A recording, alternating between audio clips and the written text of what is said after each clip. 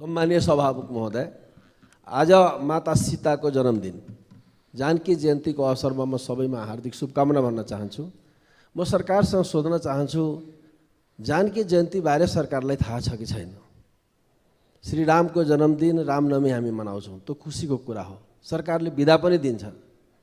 तर जानकी जयन्तीलाई किन व्यवस्था गरेको भने प्रश्न गर्न चाहन्छु कि अहिलेको 21औं शताब्दीमा लैङ्गिक विभेद गर्न मिल्छ? एउटा राष्ट्रिय विभूति सीता जो नेपालको गौरव हुन्, उहाँको सम्मानलाई व्यवस्था गर्न मिल्छ? म सम्मानीय प्रधानमन्त्रीलाई भन्न चाहन्छु, तपाईँ आफ्नो जन्मदिन त पुरै धुमधामका साथ मनाउनुहुन्छ, सीताको जन्मदिन कसरी बिर्सनु हो?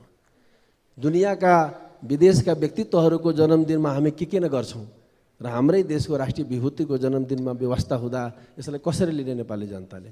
म कुनै बेला अहिलेको सम्मानीय प्रधानमन्त्री केपी शर्मा ओलीकी क्याबिनेटमा थिएँ र मैले धेरै प्रयास गरेँ, बिदा नदिए पनि क्यालेन्डरमा ठाउँ दिनुहोस् ताकि नेपाली जनतालाई थाहा होस् सीता जन्मेको डेट के हो।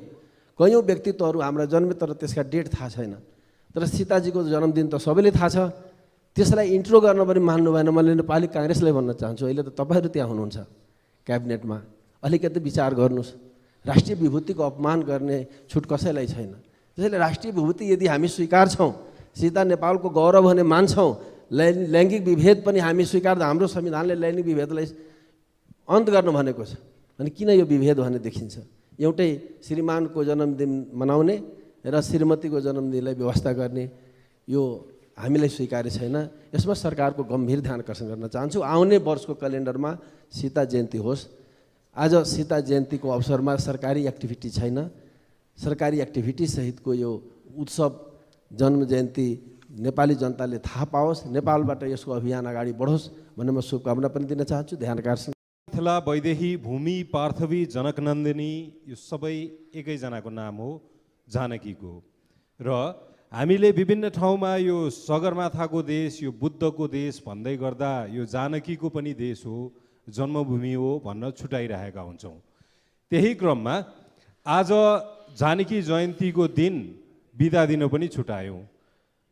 खोइ कता जन्मिएको रामको रामनवमीमा चाहिँ हामी बिदा दिइरहन्छौँ, तर आफ्नै भूमिमा जन्मिएका जानकीको जन्मदिनमा वा जानकी जयन्तीमा चाहिँ हामी बिदा दिँदैनौँ। यो लगभग 10 वर्ष दौरान 2 वर्ष चाहिँ दिइएको रहेछ बिदा, तर अहिले हालसाल हामीले हटाएको छौँ। यो राज्य संयन्त्रले आमाको नाममा नागरिकता त दिँदैन। अब मन्त्री परिषदमा महिलाको उपस्थिति पनि हामीले कमजोर देखिरहेका छौँ। भएको एउटा मन्त्री पनि घट्न जानुभयो।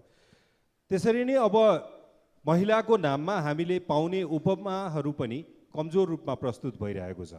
के हामी कुरिराखेको छौँ कि दक्षिणतिरको छिमेकीले कुनै दिन जानकी पनि हाम्रैतिर जन्मिगयो भनेर क्लेम गरिदियोस्?